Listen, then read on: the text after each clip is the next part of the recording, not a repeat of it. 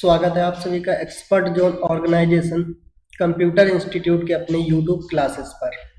जैसा कि आपको मालूम है, अगले प्रोग्राम में हम लोग देख चुके थे कि प्रिंटफ और स्कैनफ का कंपैरिजन किया था। यानी एक प्रोग्राम में प्रिंटफ का क्या उपयोग होता है और स्कैनफ का उपयोग क्या होता है। तो आज उसके आगे देखेंगे। स्कैनफ वाले प्रोग्राम में देखेंगे क्या जो भी एरिथमेटिक ऑपरेशंस होते हैं उनका उपयोग करना आज हम स्कैन एफ वाले प्रोग्राम में देखेंगे। ठीक है, तो चलिए शुरू करते हैं। डेव C++ जिसमें कि हम अपने सारे प्रोग्राम रन कराएंगे और कंपाइल कराएंगे। तो जैसा कि आप लोग देख पा रहे हैं कि जो हमने प्रोग्राम अगले वीडियो में बनाया था स्कैन एफ की सहायता से, जिसमें था क्या कि हमने 3 वेरिएबल लिए थे ए, बी और सी।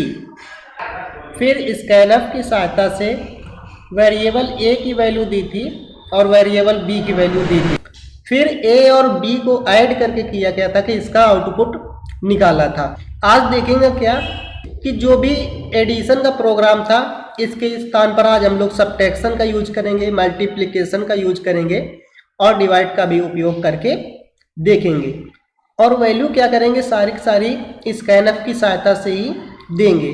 ठीक है, केवल फार्मूला में चेंज करेंगे जिस हिसाब से हमें आउटपुट लाना होगा। तो चलिए शुरू करते हैं। सबसे पहले हम बनाएंगे सब्ट्रैक्शन का प्रोग्राम, यानी 2 वैल्यू एंटर करेंगे और उनको सब्ट्रैक्ट करेंगे।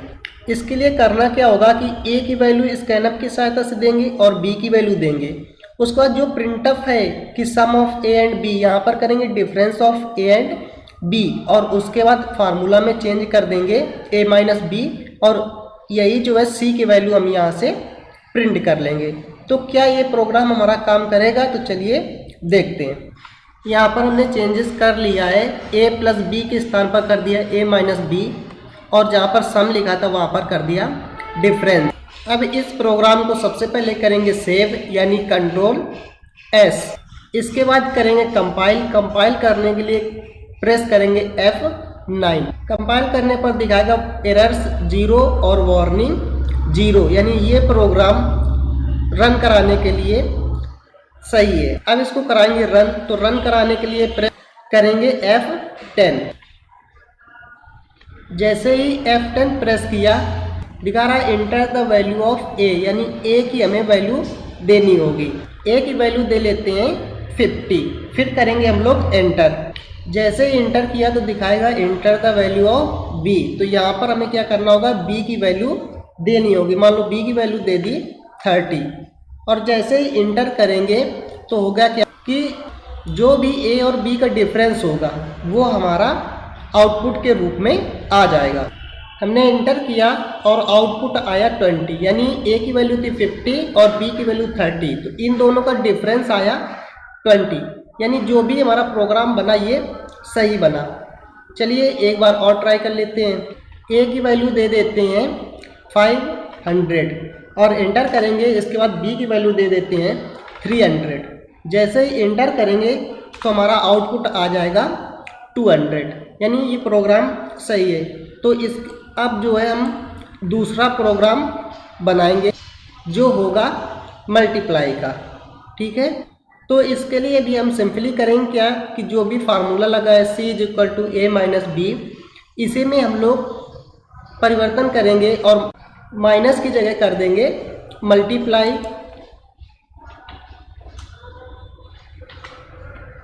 और जहाँ पर लिखा है डिफरेंस यहाँ पर कर देंगे मल्टीपल। इस प्रोग्राम को हम लोग कर लेंगे सेव यानी कंट्रोल S। इसके बाद करेंगे कंपाइल F9। जैसे हमारा दिखाएगा एरर्स 0 वार्निंग 0, इसको करेंगे रन यानी F10। रन कराने पर आएगा एंटर द वैल्यू ऑफ ए। तो ए की वैल्यू हमने मान लो दे दी 12। इसके बाद करेंगे एंटर और आएगा enter the value of B. तो बी की भी वैल्यू जैसे हमने दे दी 13 और इसके बाद अगर हम एंटर करेंगे तो जो हमारा आउटपुट होगा यानी a × b जो होगा वो आएगा। तो एंटर किया और वैल्यू हमारी आ गई 156, यानी 12 और 13 का मल्टीप्लाई होके आ गया 156। ठीक है, तो एक बार और देख लेते हैं इसको। फिर से करेंगे F10, तो यहाँ पर हम लोग एंटर करेंगे वैल्यू ए की और फिर एंटर करेंगे बी की। तो ए की वैल्यू मान लो दे दी 20, एंटर किया, बी की वैल्यू दे दी 30 और एंटर किया, तो हमारा आंसर आया 600। यानी जो भी ए और बी का मल्टीपल आता है वो हमारा आंसर आ जाता है। इसके बाद डिवाइड का भी प्रोग्राम देख लेते हैं। इसके लिए हम लोग मल्टीप्लाई की जगह यूज़ करेंगे डिवाइड, और जहाँ पर मल्टीपल लिखा है यहाँ पर दे देंगे डिवाइड। इसको कर लेंगे हम लोग सेव यानी कंट्रोल S। इसके बाद करेंगे कंपाइल F9, कंपाइल करने पर एरर 0 वार्निंग 0। इसके बाद करेंगे रन यानी F10। यहाँ पर आएगा एंटर द वैल्यू ऑफ ए, तो ए की वैल्यू हमने मान लो दे दी 500 और इंटर किया, तो आ रहा है enter the value of B, B की वैल्यू दे देंगे 20। यानी 500 में हमें 20 का डिवाइड करना है। तो देख लेते हैं आंसर आएगा या नहीं। एंटर करेंगे और एंटर करने के बाद हमारा आंसर आया 25। यानी 500 में अगर 20 का डिवाइड किया तो आ गया 25। ठीक है, यानी ये प्रोग्राम भी सही है। तो एक बार इसे और चेक कर लेते हैं। करेंगे F10 और यहाँ पर ए की वैल्यू एंटर करेंगे और बी की वैल्यू एंटर करेंगे। तो मान लो ए की वैल्यू एंटर कर दी 1000, इसके बाद एंटर करेंगे और बी की वैल्यू एंटर करेंगे जैसे 500 और इसको डिवाइड करेंगे तो आंसर आएगा 2। यानी जो भी आंसर होता है वो हमारा आ रहा है। ये हो गई एरिथमेटिक ऑपरेटर्स। यानी इन एरिथमेटिक ऑपरेटर्स का हम लोगों ने स्कैनफ वैल्यू देकर प्रोग्राम में यूज करना सीखा। अब आगे देख लेते हैं कि अगर इन्हीं एरिथमेटिक ऑपरेटर्स का क्या हो, एक एक्सप्रेशन हो, तो एरिथमेटिक ऑपरेटर्स किस तरह से परफॉर्म करेंगे, कि कौन सा एरिथमेटिक ऑपरेटर्स पहले प्रायोरिटी पर रहेगा। ठीक है, तो चलिए थोड़ा समझ लेते हैं। तो पहले हम लोग देख लेते हैं कि इंस्ट्रक्शंस क्या होते हैं, यानी सी लैंग्वेज में इंस्ट्रक्शंस किस तरह से काम करते हैं। जो भी इंस्ट्रक्शंस होते हैं वो बेसिकली कितने तरह के होते हैं, वो जो है 3 तरह के होते हैं। सी लैंग्वेज में इंस्ट्रक्शन 3 तरह के होते हैं। कौन कौन से होते हैं? एक होता है टाइप डिक्लेरेशन, अरिथमेटिक इंस्ट्रक्शन और कंट्रोल इंस्ट्रक्शंस। तो एक एक करके समझेंगे। पहला है टाइप डिक्लेरेशन इंस्ट्रक्शन। ये होते क्या है? ये होते हैं कि एक सी प्रोग्राम में हम जो भी वेरिएबल का इस्तेमाल करते हैं उसको ये लोग क्या करते हैं, डिक्लेयर करते हैं कि ये वेरिएबल किस तरह का है। यानी एक वेरिएबल का टाइप डिक्लेयर करने के लिए हम लोग जो है डिक्लेरेशन, टाइप डिक्लेरेशन का इस्तेमाल करते हैं। Arithmetic instructions, arithmetic instruction C program में क्यों दिए जाते हैं? क्योंकि जब भी हम परफॉर्म करते हैं अरिथमेटिक ऑपरेशंस को कांस्टेंट और वेरिएबल पर, यानी कांस्टेंट होंगे और वेरिएबल होंगे, इनमें हम अरिथमेटिक ऑपरेशंस को अगर परफॉर्म कर रहे हैं तो इसके लिए हमें अरिथमेटिक इंस्ट्रक्शंस देना पड़ेगा। ये हम अभी आगे एग्जांपल के माध्यम से भी समझेंगे। आगे है कंट्रोल इंस्ट्रक्शंस। कंट्रोल इंस्ट्रक्शंस क्या है कि एक सी प्रोग्राम में जो हम विभिन्न तरह के स्टेटमेंट देते हैं, इन स्टेटमेंट का सीक्वेंस कंट्रोल करने के लिए, जो भी सी प्रोग्राम में स्टेटमेंट होते हैं उनका सीक्वेंस को कंट्रोल जिससे किया जाता है वो होते हैं कंट्रोल इंस्ट्रक्शंस। ठीक है, जब भी हम वेरिएबल, टाइप ऑफ वेरिएबल को डिक्लेयर करेंगे तो वेरिएबल के जो भी टाइप होते हैं उसको हम किस तरह से डिक्लेयर करते हैं वो यहाँ पर दिया हो। जैसे ये है इंट आई, तो सबसे पहले आई को हमने क्या दिखाया कि इंटीजर टाइप का वेरिएबल है और बाद में उसकी वैल्यू भी यहीं पर दे दी। फिर जे, तो जे भी क्या होगा, हमारा इंटीजर टाइप ही वेरिएबल होगा और इसकी भी वैल्यू यहाँ पर दे दी हमने 25। ठीक है, तो इस तरह से जो भी वेरिएबल का टाइप होगा उसको हम लोग डिक्लेयर करेंगे। जैसे ये 2 वेरिएबल लिए ए और बी, तो इनमें क्या है कि दोनों वेरिएबल, अगर हमने फ्लोट ए लिखा तो दोनों वेरिएबल हमारे फ्लोट हो जाएंगे। आगे देख लेते हैं किस तरह के वेरिएबल अगर लिखेंगे तो काम करेंगे। तो जैसे ये है int A B C D, यानी इनको हमने डिक्लेयर किया कि ये किस इसके बाद किया क्या कि a बराबर b बराबर c बराबर d बराबर 10। तो जो 10 वैल्यू दी तो ये a की भी वैल्यू 10 हुई, b की भी वैल्यू 10 हुई, c की भी वैल्यू 10 हुई और d की भी वैल्यू 10 हो गई।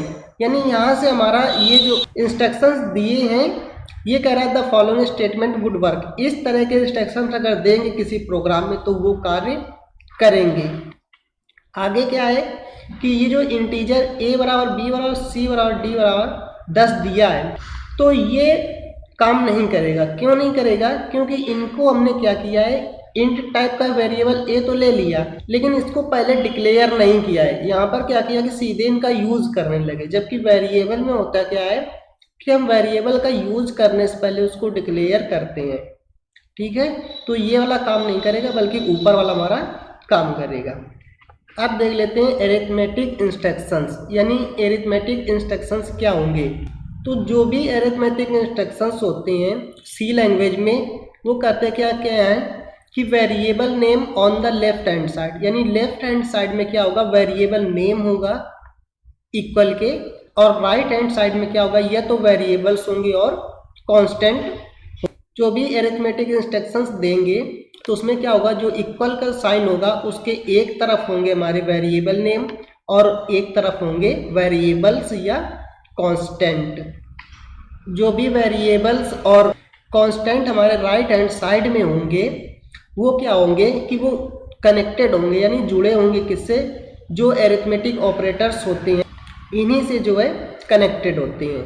ठीक है, तो यहाँ पर क्या है कि इंटीजर ऐड लिखा है, तो जो ऐड वेरिएबल है इसको हमने डिक्लेयर किया कि ये इंटीजर टाइप वेरिएबल है, और जो ये वेरिएबल है डेटा अल्फा बीटा गामा तो इनको हमने डिक्लेयर किया कि ये फ्लोट टाइप के वेरिएबल हैं।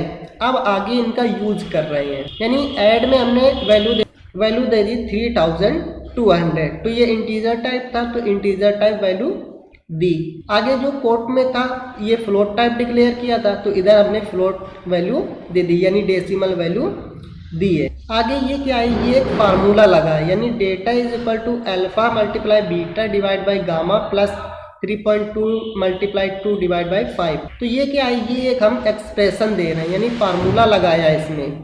तो इसमें क्या होगा कि ये प्रोग्राम भी हमारा रन करेगा। अगर इसका हम उपयोग प्रोग्राम में करते हैं तो ये भी रन करेंगे। ठीक है, अब देख लेते हैं इंटीजर एंड फ्लोट कन्वर्जन, यानी इंटीजर का जब अरिथमेटिक ऑपरेशंस में यूज करेंगे तो क्या आंसर आएगा, और जब फ्लोट वैल्यू का अरिथमेटिक ऑपरेशंस में उपयोग करेंगे तो आंसर क्या आएगा। चलिए देखते हैं। पहला है कि जब भी हम अरिथमेटिक ऑपरेशंस करेंगे इंटीजर एंड इंटीजर के बीच में, यानी दो वैल्यू होंगी इंटीजर और इंटीजर, अगर इनके बीच में अरिथमेटिक ऑपरेशंस कर रहे हैं तो वो हमारा जो रिजल्ट आएगा वो भी क्या आएगा, इंटीजर ही आएगा। ठीक, आगे है कि जो ऑपरेशन करेंगे रियल एंड रियल वैल्यू के बीच में तो हमारा आंसर क्या आएगा, रियल रिजल्ट ही आएगा। यानी अगर इंटीजर इंटीजर के बीच में करेंगे तो आंसर इंटीजर रिजल्ट आएगा, और जब रियल और रियल के बीच में करेंगे तो हमारा रिजल्ट रियल आएगा। आगे है कि जब भी हम ऑपरेशन लगाएंगे इंटीजर एंड रियल के बीच में, इंटीजर और रियल के बीच में, तो आंसर जो आएगा वो हमारा आएगा रियल। यानी इंटीजर और रियल के बीच में ऑपरेशन अगर अरिथमेटिक ऑपरेशन लगाएंगे तो आंसर हमारा रियल ही आएगा। अब कुछ एग्जाम्पल के माध्यम से देखते हैं किस तरह से ये कार्य करते हैं। तो जैसे ऑपरेशन में दिया है 5 डिवाइड बाई 2, तो ये क्या है कि दोनों जो है इंटीजर टाइप वैल्यू है, यानी 5 भी इंटीजर है और 2 भी इंटीजर है। तो जो हमारा रिजल्ट आएगा वो कितना आएगा, और इंटीजर में आया कितना, 2।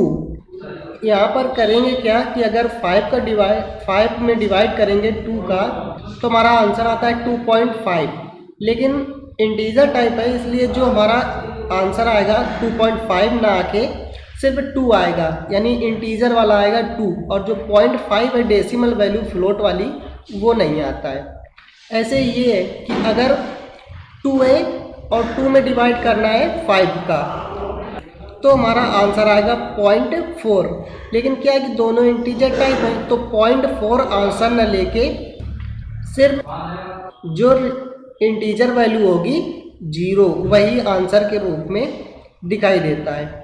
आगे 5.0 डिवाइड बाई 2, यानी यहाँ पर एक रियल वैल्यू में डिवाइड करना है इंटीजर वैल्यू का, तो जो हमारा आंसर आएगा वो हमारा आएगा रियल। यहाँ पर क्या होगा कि 5 में अगर डिवाइड करेंगे 2 का तो आएगा 2.5, तो इंटीजर और रियल यानी 2.5 हमारा रियल वैल्यू है, तो पूरा का पूरा आंसर आ गया। ऐसे ही यहाँ पर 2.0 में डिवाइड करना है 5 का, तो डिवाइड करने से 0.4 आएगा, लेकिन 0.4 यहाँ पर क्या है कि ये रियल है 2 और 5 क्या इंटीजर, तो जो आंसर आएगा वो हमारा आएगा रियल वैल्यू। तो रियल वैल्यू में होगा क्या कि 0.4 जो आएगा वो हमारा आंसर आ जाएगा। ठीक है, आगे कि एक इंटीजर वैल्यू में रियल वैल्यू का डिवाइड करेंगे तो भी हमारा क्या आएगा रियल, क्योंकि जब भी हम इंटीजर और रियल का कंपैरिजन करेंगे, ऑपरेशन परफॉर्म करेंगे, तो उसमें हमेशा रियल वैल्यू ही आंसर आता है। ऐसे इसमें अगर 2 में डिवाइड करेंगे हम रियल वैल्यू 5.0 का, तो 0.4 आएगा जो कि हमारा आंसर आ जाएगा। यहाँ पर क्या है कि 5.0 डिवाइड बाई 2.0 यानी रियल और रियल का ऑपरेशन करा रहे हैं, तो यहाँ पर क्या होगा कि हमारे रियल और रियल में भी क्या होता है कि रियल वैल्यू ही आंसर आएगी, तो इसका डिवाइड करेंगे तो 2.5 आंसर आ जाएगा। यहाँ भी 2 रियल है और 5.0 भी रियल है, तो इनका जब हम लोग डिवाइड कराएंगे तब भी हमारा आंसर रियल वैल्यू ही आएगा और वो आ जाएगा 0.4। अब आगे देखते हैं हायरार्की ऑफ ऑपरेशंस, यानी जो एरिथमेटिक ऑपरेशंस होते हैं उनको अगर परफॉर्म करना है एक प्रोग्राम में, तो कौन सा किस तरह की प्रायोरिटी रखता है, यानी जो एरिथमेटिक ऑपरेशंस होते हैं वो किस तरह की प्रायोरिटी रखेंगे, कौन सा पहले होगा कौन सा बाद में होगा। तो हायरार्की ऑफ ऑपरेशन इसी को कहा जाता है कि जो भी एरिथमेटिक ऑपरेशंस होते हैं वो किस प्रेसिडेंस पर काम करेंगे, यानी कौन सा ऑपरेटर्स पहले काम करेगा और कौन सा ऑपरेटर्स बाद में काम करेगा। तो यहाँ पर कुछ ऑपरेटर्स को देख लेते हैं जो साधारणतः जो है एक सी प्रोग्राम में उपयोग किए जाते हैं। तो सबसे जो फर्स्ट प्रायोरिटी होती है वो होती है हमारी मल्टीपल डिवाइड और मॉड्यूलस डिवाइड की, और जो सेकेंड प्रायोरिटी होती है वो होती है प्लस और माइनस की। इसके बाद थर्ड प्रायोरिटी में जो है हमारा असाइनमेंट आता है, यानी इक्वल का साइन आता है। इस तरह से जो है एक इक्वेशन में जो भी अरिथमेटिक ऑपरेटर्स होंगे वो परफॉर्म किए जाएंगे। इसको एक एग्जाम्पल के माध्यम से समझ लेते हैं। ये देखिए जैसे दिया है i is equal to 2 multiply 3 divide by 4 plus 4 divide by 4 plus 8 minus 2 plus 5 divide by 8। तो इसको सी लैंग्वेज में हम लोग किस तरह से हल करेंगे, कौन सा ऑपरेटर्स पहले प्रायोरिटी पर होगा वो देख लेते हैं। तो सबसे पहले प्रायोरिटी पर हमारा जो ऑपरेशन आएगा इस इक्वेशन में वो होगा मल्टीप्लाई का। तो मल्टीप्लाई करेंगे 2 मल्टीप्लाई 3 हो जाएगा 6, और बाकी पूरी की पूरी इक्वेशन वैसी की वैसी ही आ जाएगी। इसके बाद जो सेकेंड प्रायोरिटी होगा वो होगा डिवाइड का। तो जो 6 डिवाइड बाई 4 लिखा इसका आंसर आ जाएगा 1, क्योंकि इंटीजर टाइप दोनों है, तो जब भी इंटीजर इंटीजर का डिवाइड करेंगे तो इंटीजर वैल्यू ही आएगी, तो ये आ गया 1, और बाकी की पूरी इक्वेशन जो है सेम का सेम बनी रहे। फिर आगे ऑपरेशन काम करेगा डिवाइड का, यानी जो भी इसमें डिवाइड बचे होंगे वो काम करेगा। तो यहाँ पर डिवाइड होके आया 4 डिवाइड बाई 4, तो ये आ जाएगा 1। अभी इस इक्वेशन में एक डिवाइड और बचा है, तो आगे भी हमारा ऑपरेशन डिवाइड का ही काम करेगा। यहाँ पर डिवाइड किया 8 का 5 में, तो आ गया 0। अब जो है इस इक्वेशन में काम करेगा हमारा ऑपरेशन प्लस का, तो 1 प्लस 1 हो जाएगा 2, और बाकी सारा इक्वेशन ऐसे ही। इसके बाद क्या होगा कि 2 प्लस 8 है तो प्रायोरिटी मिलेगी प्लस को ही, तो ये हमारा हो जाएगा 10, और बाकी सारी इक्वेशन सेम हो जाएगी। फिर क्या है 10 माइनस 2, तो ये हमारा ऑपरेशन काम करेगा माइनस का, और 10 माइनस 2 से वैल्यू आ जाएगी 8, और 0 ऐसे ही आ जाएगा। इसके बाद होगा क्या कि प्लस का ऑपरेशन परफॉर्म करेगा और वैल्यू आ जाएगी i। ठीक है, तो आई होप आपको ये समझ में आया होगा आज का सेशन। तो ऐसे ही और प्रोग्राम देखने के लिए और इस तरह की जानकारी हासिल करने के लिए जुड़े रहिए हमारी टीम के साथ।